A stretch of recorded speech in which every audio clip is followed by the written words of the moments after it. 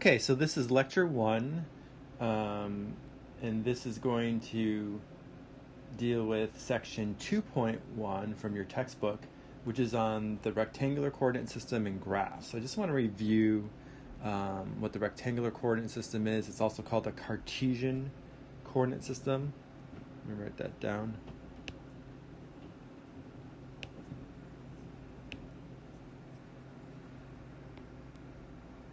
So Cartesian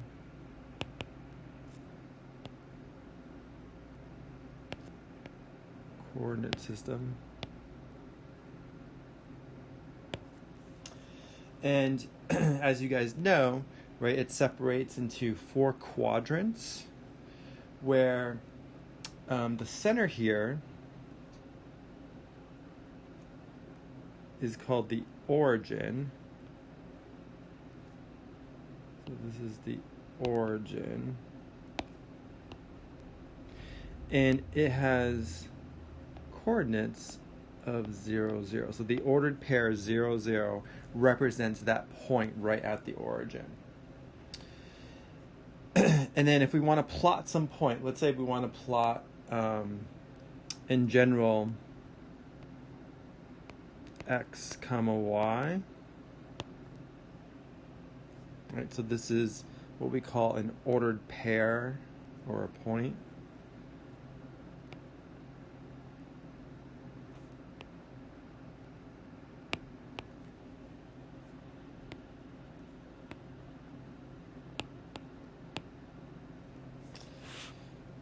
To plot that point, we first have to move in the horizontal direction. So think of like the real axis along the horizontal. That's like our x-axis. Although it doesn't have to be called x, but traditionally we call the horizontal axis x. And then the vertical axis is the y-axis. So to locate the point, let's say we want to plot the point. Let's say we want to plot the point -5, 3. Okay, so how do we locate that point? Well, we start at the origin, and we move left. So start at the origin, I move left -5, right? So left is negative, right is positive. So in this case, left -5. And then up in the y would be positive and down would be negative. So I want to move up +3. So left -5, up +3, and that point right there should be that ordered pair -5, 3. So let me plot that. Do it in red. So this is the point -5, 3. Okay, let's say I want to plot the point 2, -2. How would I do that? So again, I would start at the origin. I'd move to the right 2, right? So the x is a +2, so I move to the right 2. And then the y is -2, so I move down 2. So it'd be that point right there. Again, I'll plot it in red. So this would be the point 2, -2. Let me do a few more. Let's say I want to plot the point -4, -4. So again, I would start at the origin. Since x is -4, I'd move to the left 4 units.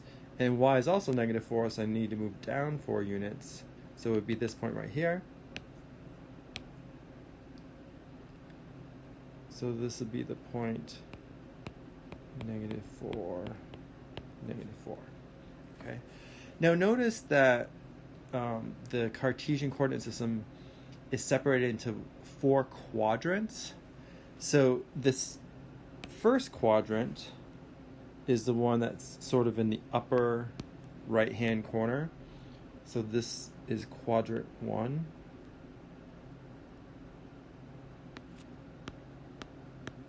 And it's where the x coordinate is positive and the y is also positive, right? Because I'm moving to the right and I'm moving up to get anywhere in that quadrant. So it's positive, positive.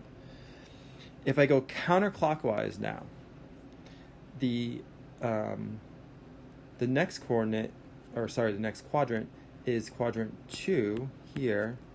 And in this case, the x coordinate is going to be negative and the y will be positive, right? Because I got to move to the left and then up to get into that second quadrant. Then the third quadrant, the x is negative and the y is negative. We just saw an example of that, right, where I plotted -4, -4. I ended up in that third quadrant. And then finally, the fourth quadrant, the x is positive and the y is negative. Okay, so it starts, again, the quadrants start, the upper right hand is quadrant 1, both coordinates are positive, and then you go counterclockwise. So 1, 2, 3, 4. Okay, so here, let's do a little example.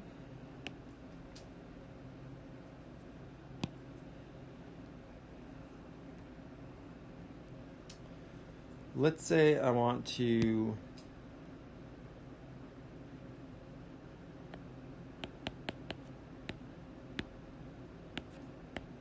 plot the points 1, -3, -4, 2, 0, -4, 3, 5, and -2, 0. And I also want to determine what quadrant they lie in. So what quadrant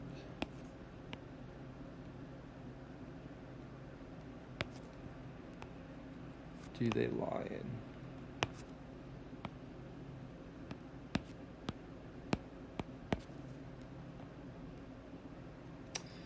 Okay, so let me get a nice Cartesian. Okay, so here we go. So 1, -3. So I would start at the origin, right in the center. I need to move to the right one and then down 3, right? So this point right here would be the point 1, -3. Let me plot the points first, and then we'll talk about the quadrants. So -4, 2. So again, I start the origin. I need to move to the left 4, and then up 2. So it'd be this point right here.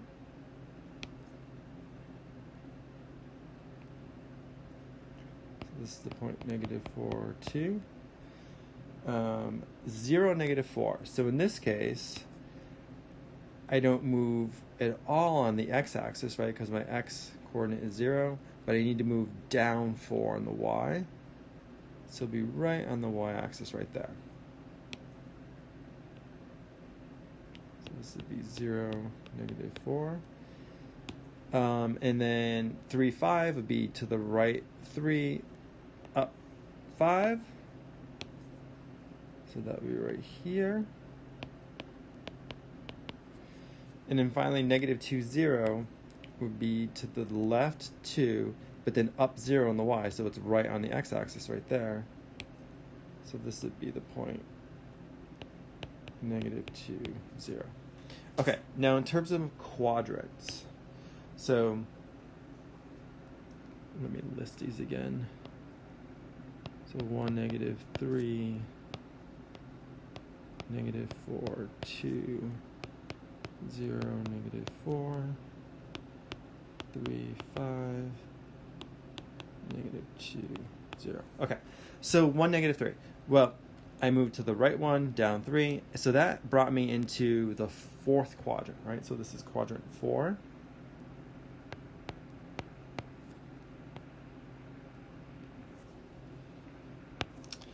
Then the second point, -4, 2. Well, that was the left 4, up 2. So that was actually quadrant 2.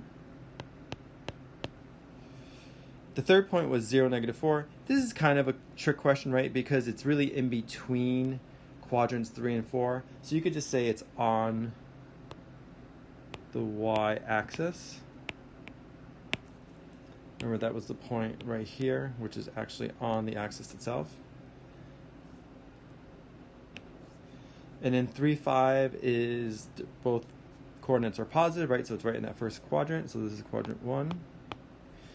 And then finally the point -2, 0. Well, that's exactly on the x-axis, right? It's in between quadrant 2 and 3, but the best answer is it's on the x-axis, not really.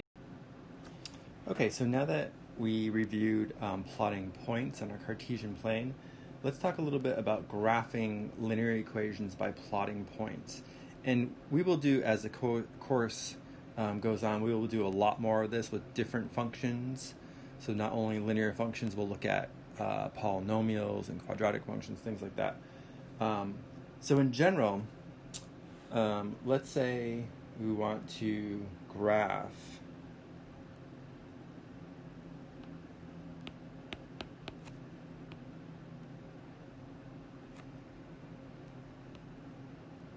this equation, y equals 5x plus 6,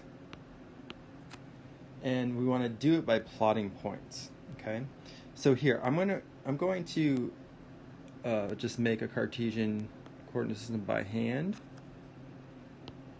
and I'll do a nice one later using Desmos.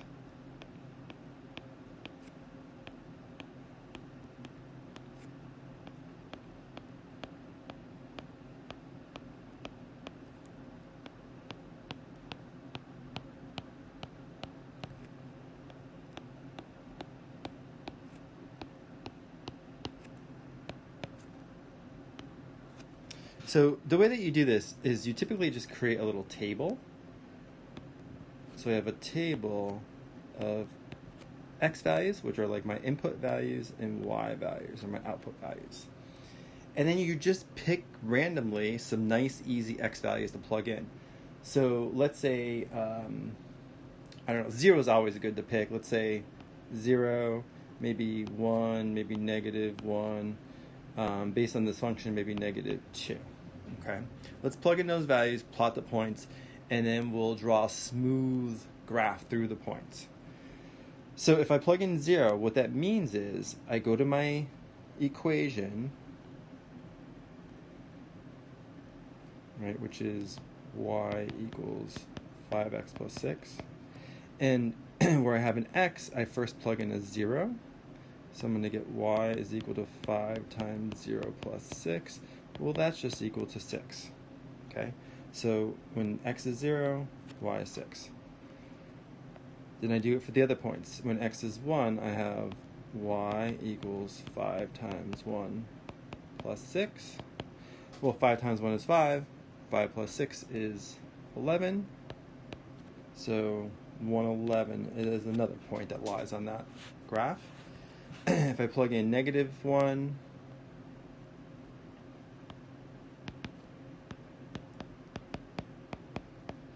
so this is going to be -5 plus 6. Remember order of operations, right? We have to do the multiplication first. And -5 plus 6 is +1. This is 1. And then finally, let's say I plug in -2.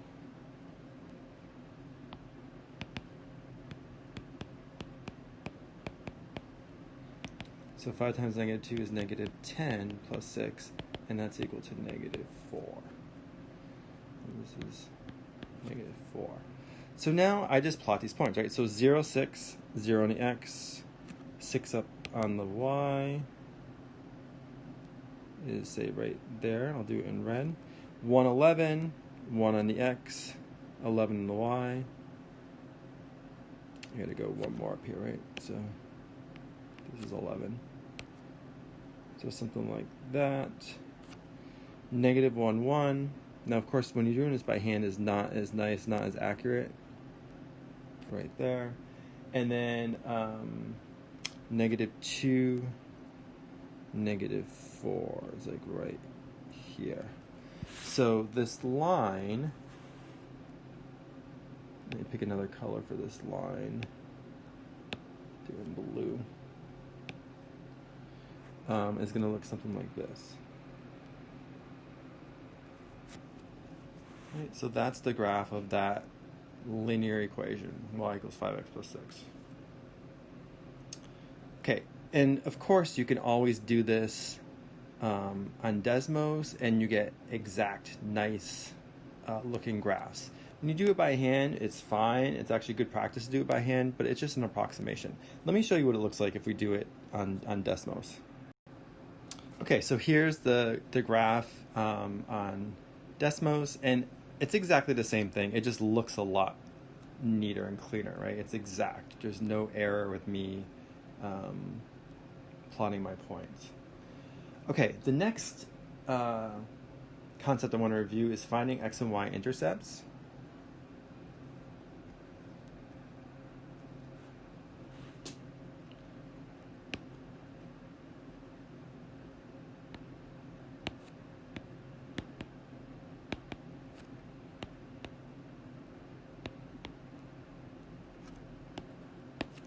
So finding x and y intercepts. So let me motivate this by looking at a graph first. Let's say I have my Cartesian coordinate system. So this is x, this is y. I have some line, let's say, that does something like this. So this point right here, right where the line crosses the x-axis, usually we label this point A, so it's going to be some value, right? In this case, it's some positive value, comma, but the y is always going to be 0, right? This is the x-intercept.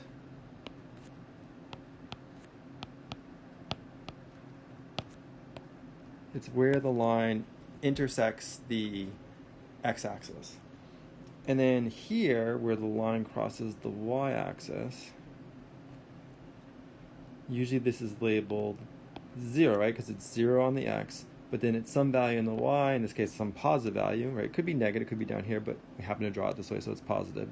And we usually call that b, just convention. So 0b. So this is called the y-intercept.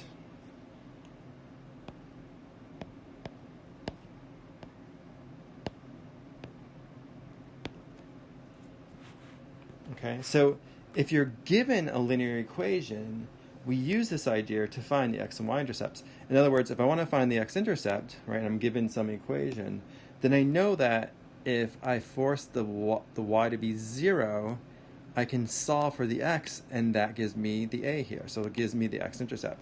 If I want to find the y-intercept, then I force the x to be 0, and I solve it for y, and it'll give me the b, and therefore, in effect, what I've found is the y-intercept. Okay, let me do an example of that.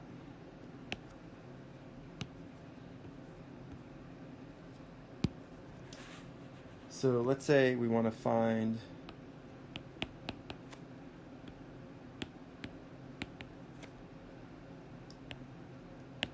the x and y intercepts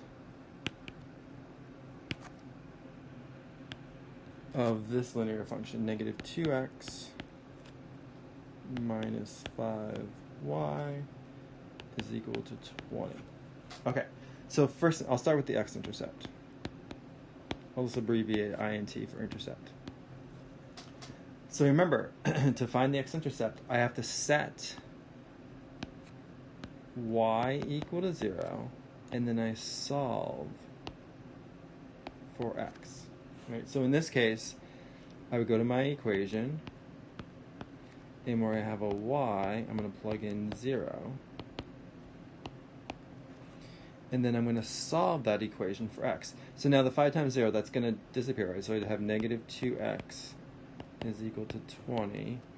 And then finally, I can divide by negative 2. So whatever I do to one side, do the other side, right? Both sides.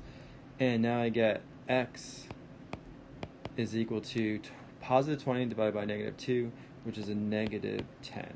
So that means my x-intercept will have the coordinates negative 10, comma 0. Remember, it's always going to be x, comma y. Okay, and then similarly, to find the y-intercept, I set x equal to 0, and I solve for y. So I start off with the same original equation. So now where I have an x, I'm going to substitute in 0. So this just leaves negative 5y is equal to positive 20. Now to isolate the y, right, since it's being multiplied by negative 5, I need to divide by negative 5. But I need to do that to both sides. And it's going to leave me with y, right, because these will cancel. Y is equal to negative 4. So that means my y-intercept is going to be the point, or the ordered pair, 0, negative 4. Those will be the coordinates of it.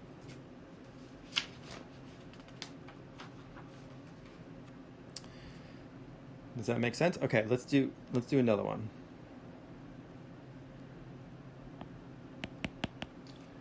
So let's say I want to find,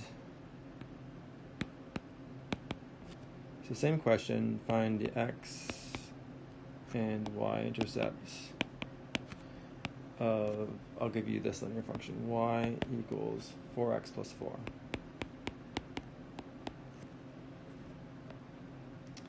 Okay, so x-intercept.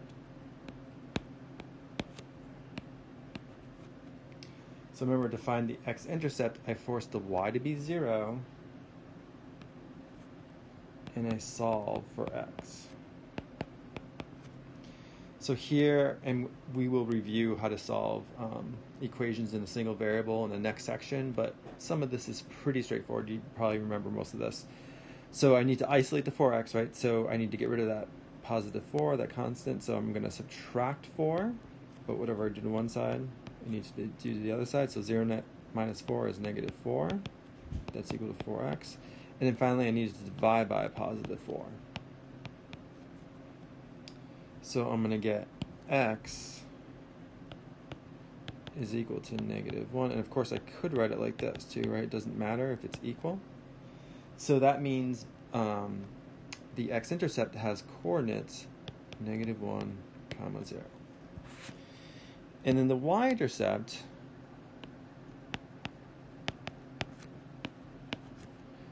I set x equal to 0 and I solve for y. In this case, it's very straightforward, right? You'll see this in a second.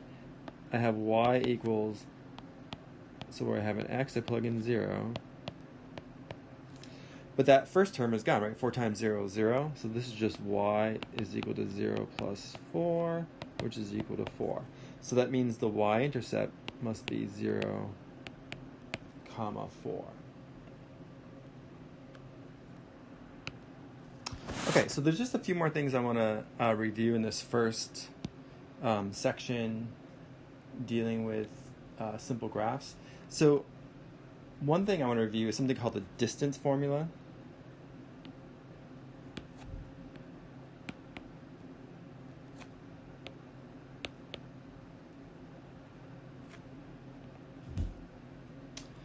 So let me draw this out for you. So let's say this is my Cartesian coordinate system. I'll just stay in the first quadrant.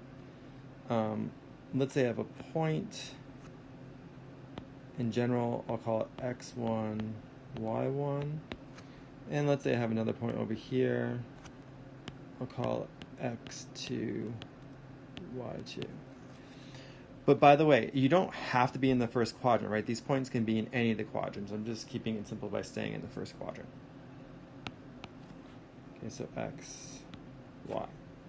All right, let's say our goal now is to find the distance between those 2 points, right? The shortest distance, which would be the line segment that connects those 2 points. So let me draw that in here. I'll do it in red. So I want to find this distance d. Okay. So the way that we do this is we basically use the Pythagorean theorem, right? If you think about it, this distance right here, I can almost draw like a right triangle here, right? In fact, that's what I'll do. I'll draw a right triangle. So let me dash this in, and then down. So this distance here, this is simply x2 minus x1. And it could be again, the x2 it happens to be to the right of x1 in this case, but it could be to the left. So really, I'll put absolute value. Right? It's absolute value x2 minus x1. It's always going to be a positive value because it's a length. And then that means this distance, this vertical distance, is just y2 minus y1, but absolute value of that. Okay, so how do we find d? Well, we basically use the Pythagorean theorem, right? Remember the Pythagorean theorem, so I'll say using the Pythagorean theorem,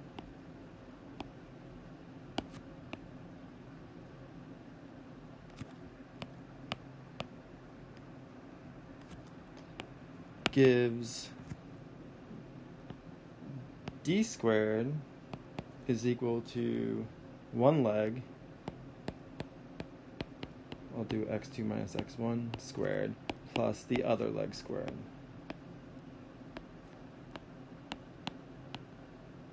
You guys probably remember it as c squared equals a squared plus b squared. So here, let me do it on the side here. So in general, right, if we have a right triangle,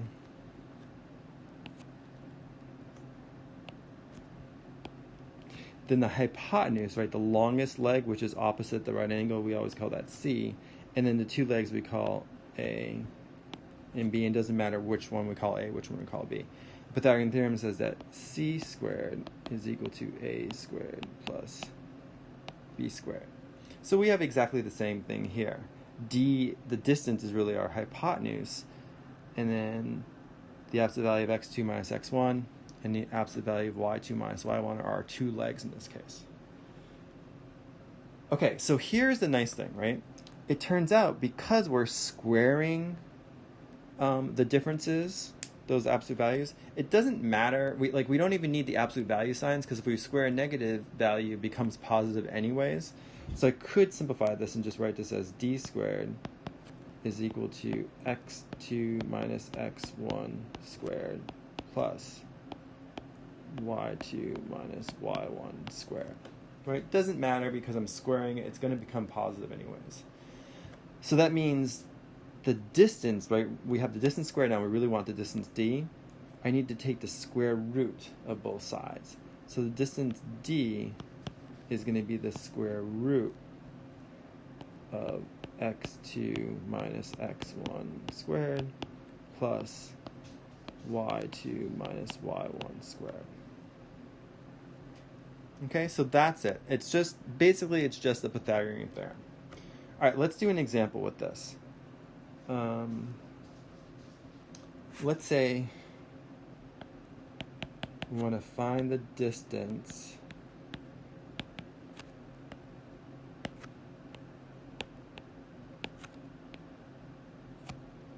between the point -2, 3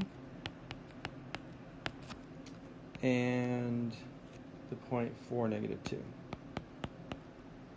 4, -2. Okay, so first of all, which do I call x1, y1? Which do I call x2, y2? Doesn't matter, right? So what I would do is the first one you see, call this x1, y1, and the second point you see, call x2, y2. But it really doesn't matter. And then we're just going to plug into the distance formula. So now I have d is equal to square root of x2, right, 4, minus x1, which is a -2. So you have to be careful though, it's minus a -2. That's going to be squared plus, and then y2, -2, minus y1, which is 3, squared. Remember, order of operations, right? We have to do inside the innermost parentheses first. So I have 4 minus -2, which is 6 squared, plus, and then -2 minus 3 is -5, the whole thing is being squared. So then this is just equal to the square root of 36 plus 25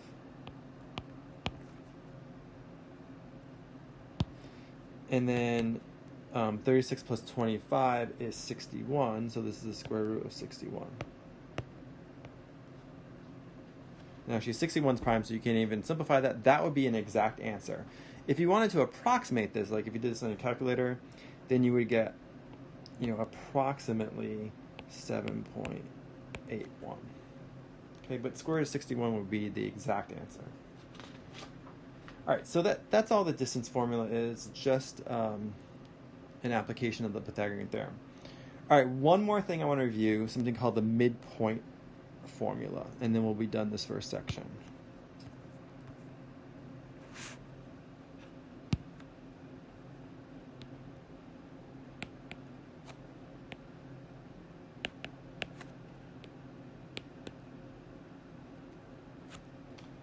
Okay, midpoint formula. So now, again, let's say I have 2 points. So there's my Cartesian coordinate system. Let's say, let's say I have a point here, call this x1, y1, and let's say I have a point here, which is x2, y2, and I have a line segment again that connects those 2 points. See if I can do this without, there we go. And I want to find the midpoint, the point that cuts that line segment exactly in half, so like somewhere in here, so that midpoint. And it turns out, to find that midpoint, all you have to do is you average the x coordinates of the 2 endpoints, and you average the y coordinates of the 2 endpoints. So to find the midpoint, it's going to be this point right here, that x in blue, is going to be x1 plus x2 divided by 2, right? So I'm averaging the x coordinates of the 2 endpoints. And remember, to average something, you add it up. Or to average 2 things, you add them up and divide by 2. And then comma, and then the average of the y's will be y1 plus y2 divided by 2. Okay?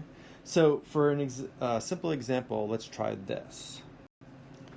Okay, so for example, let's say we want to find the midpoint of this particular line segment. All right. So we know, just by eyeballing this, we know the midpoint is going to be somewhere in there, right? We want to find that exact point. So if I look at the 2 endpoints, so first of all, this endpoint has coordinates, well, it looks like 2 on the x and 3 on the y, so this is going to be 2, 3. Think of this as x1, y1.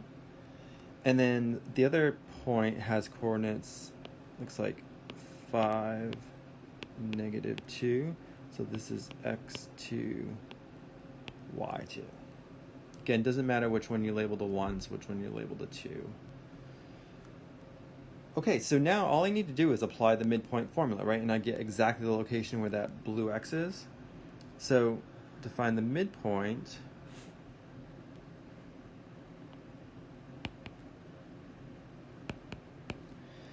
it's going to be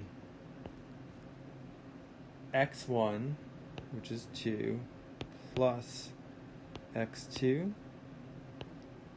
divided by 2, right? The average of x1 and x2.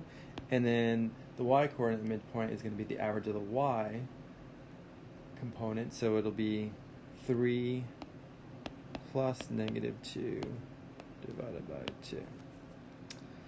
And if you work this out, let's say 2 plus 5 is 7, right? So this is just 7/2, which is, again, 3.5. So actually, yeah, we're pretty close there, 3.5.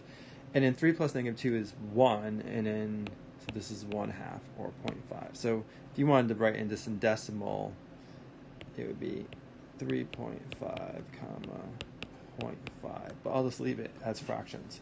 So 7 halves, comma 1 half would be the midpoint. Great, thanks.